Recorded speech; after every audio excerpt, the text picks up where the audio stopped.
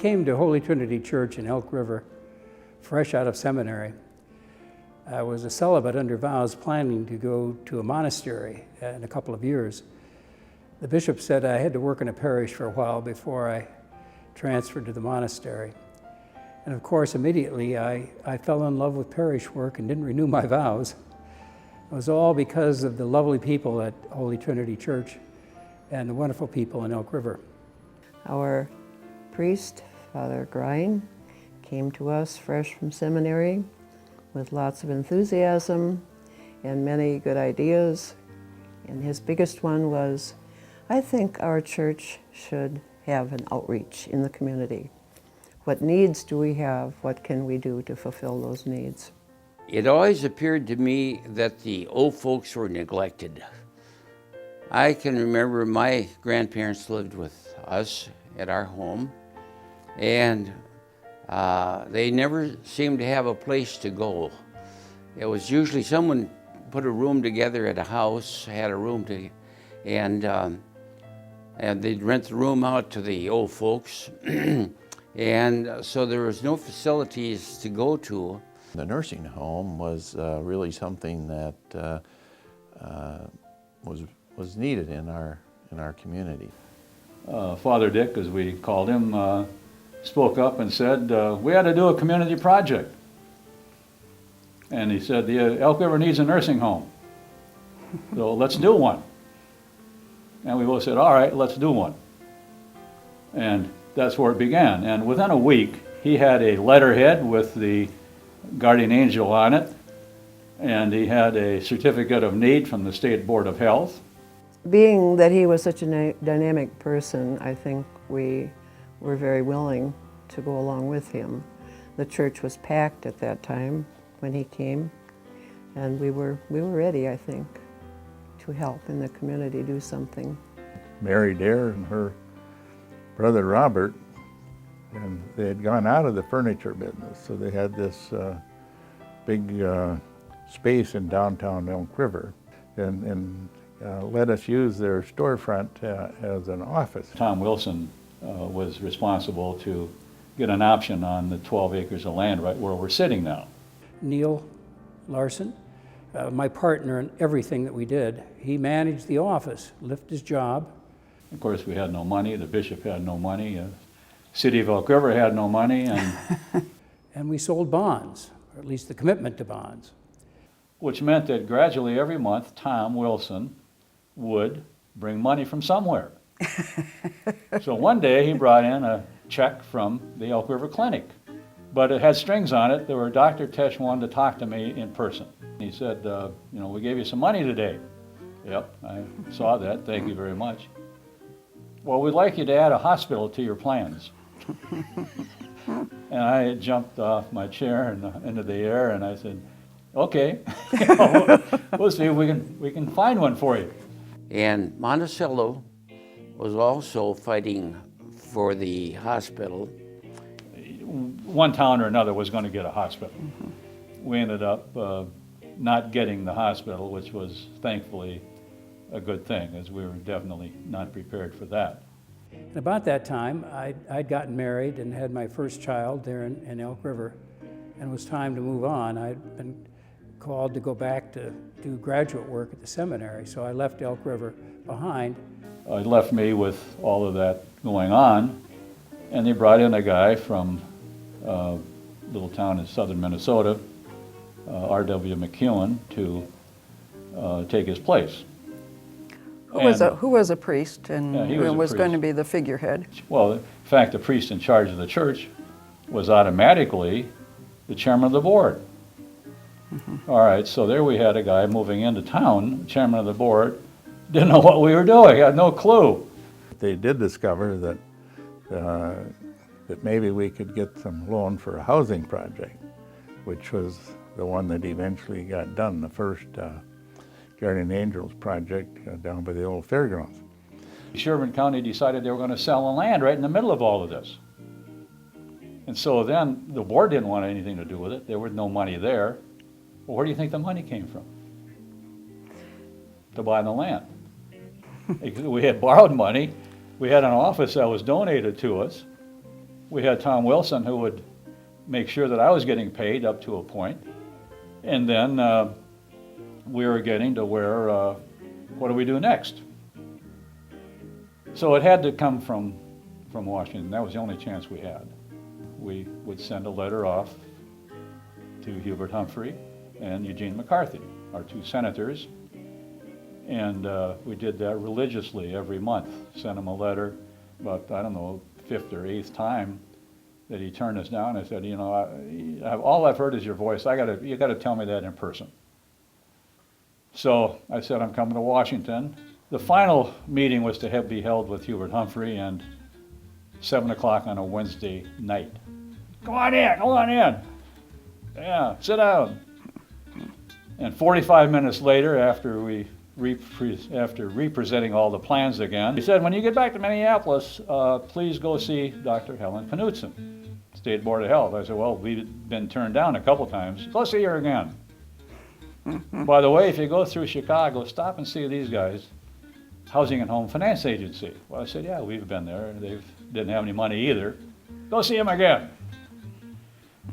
So lo and behold, a couple days later, we're back at the State Board of Health, and Helen Knutson was all smiles. Literally, she said, would you be able to use this $220,000 that St. Mary's Hospital couldn't use it here? Right. I said, yeah, I think so.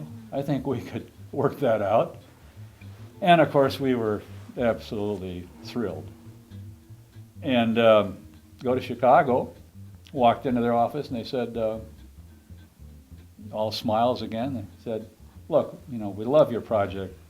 Would you be willing to accept a 50-year loan at 3 5/8% and 100% of the financing, 100% of what you need? Yeah, I think so. So now I had that in my hand, but the final important stuff was the fact that Hubert Humphrey sent me a telegram personally saying that we're happy to inform you that you've been approved for this project, and on and on and on.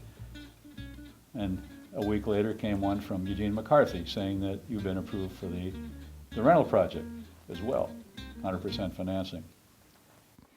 Then all of a sudden, we got a notice or a letter that some attorney in Chicago had said, this deal doesn't work. It turned out that they said there was a conflict of interest, and that because Neil was on the board and an employee of the company, and he owned the property. And thank God that he had bought that property. Unfortunately, put our names on it. But the only way to resolve this was for him to resign. The best thing that I could do is stand aside and let it go.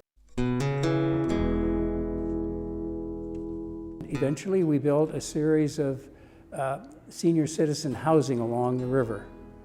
And then later on, we made plans for the nursing home, where it would be established and built. And it went up from there. I saw an ad in the Elk River paper, wanted director of nursing to open our nursing home. So I started in July and got all the furniture in and hired all the staff, and then opened November 1st of '65 with our first patient, Elmer Johnson.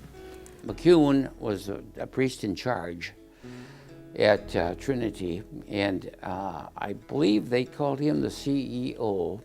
We have to give credit to Holy Trinity Episcopal for its sponsorship and for the leadership that it provided, the members of that church provided.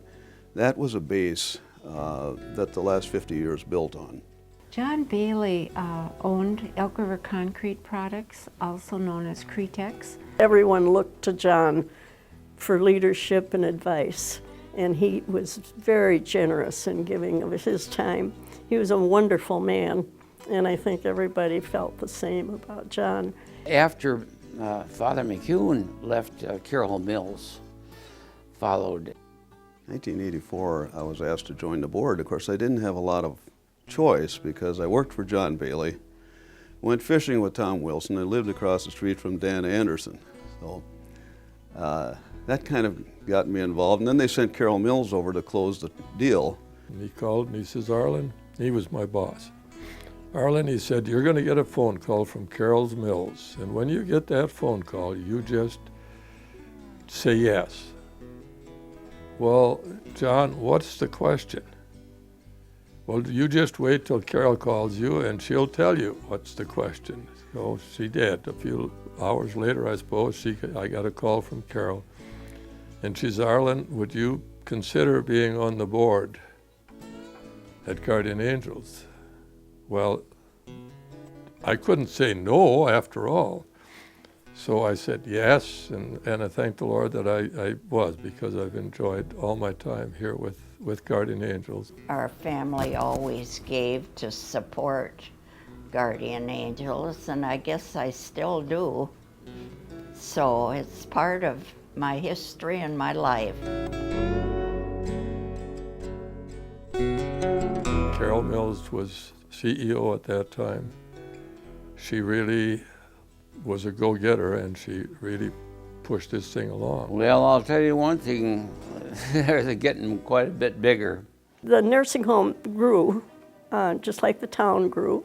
Guardian Oaks, 1980 it was built. Evans Park, that opened in 1984. In 1993, we built Angel Ridge. We're in addition to the nursing home to the east. There's a barber shop there, there's a community room or family room. And we put on an addition, and then another addition, and then another building. Expansion of the kitchen, that doubled the size of the and kitchen. Then communities around us wanted our services. They went several years ago into the small town of Becker. They pushed that out to the and east. Also the city of Zimmerman. Which is now Club GA. We just opened up in Albertville. Doubling the size of the one in Zimmerman. Assisted living. Guardian Angels by the Lake. Independent living. Building the 20 twin homes around Guardian Angels by the Lake. And then in Anoka. We did Pullman Place, but after that I retired from the board. And I look back now and I reflect and I think, gee, I wish I'd have stuck around a little longer. They've done an awful lot of buildings since.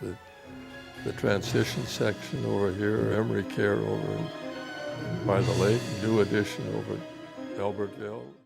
I can't say enough about having good, sound business leaders on the board. They added that decision-making dimension, that financing dimension, and things that, well, you and I had to learn because she being a dietitian and me being a nurse, we didn't have those. But Carol and I both experienced through the times when we did all this, we had no money. We had no money. And yet, whenever we wanted to do something, something happened that we could do it. So we know that it was God's intervention that kept us going through all of this. Sherry Emerson that followed her was a good leader and did a great job. I'm very proud of the fact that Guardian Angels has changed with the times and changed with the way services are being delivered to seniors. And all we have to do is witness skilled nursing care to assisted living to senior apartments, senior housing, adult daycare, you name it, and eventually hospice care. It was not just a matter of finding them a place to live or getting them to a meal. It was that we really cared about the whole person. But the staff is outstanding, and another reason for our pride. The caretakers couldn't be more kind and loving. When we talk about the superheroes, I'll go back to the lady who came and changed the bedpan for my mother. Those people are superheroes.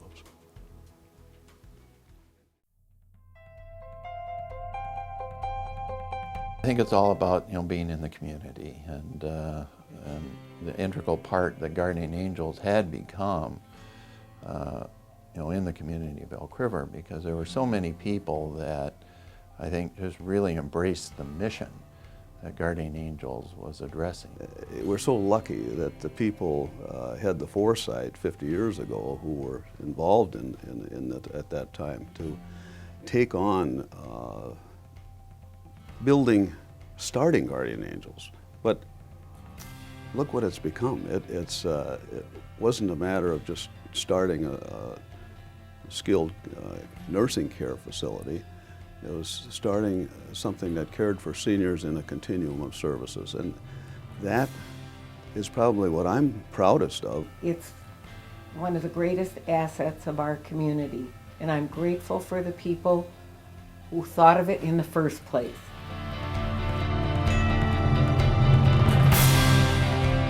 What a wonderful thing to have Dan Dixon take over, and his leadership has been exemplary. I happened to serve on the search committee when Dan was selected, and you know, no credit to me, but we did make a pretty good choice, I think, in hindsight. And a strong board, and the sponsorship of the church has been very important to us too. So I think we'll do it.